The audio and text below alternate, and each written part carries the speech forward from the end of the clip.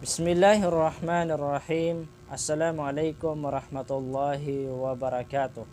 Mga minamahal kapatid sa Islam, bilang isang Muslim ay huwag natin isumbat sa tao yung naitulong natin sa kanya dahil masisira po niya ang ating mabuting gawa, ang pagtulong natin sa ating kapwa.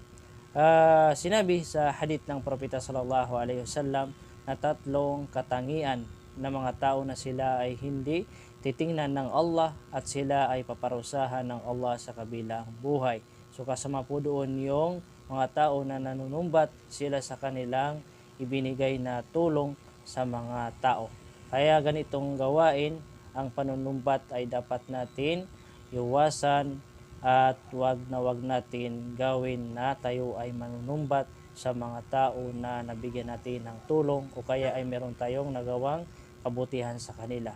Huwag tayong maghangad ng kapalit sa mga tao na tinulungan natin, bagkus ang hangarin natin ay ang kantimpala ng Allah subhanahu wa ta'ala. At sinumang tao na hangarin niya ang kantimpala ng Allah subhanahu wa ta'ala ay ibibigay sa kanya ni Allah ang kantimpala dito sa dunya, lalong-lalo na sa kabilang buhay. Mga minamahal kapatid sa Islam, Assalamualaikum warahmatullahi wabarakatuh.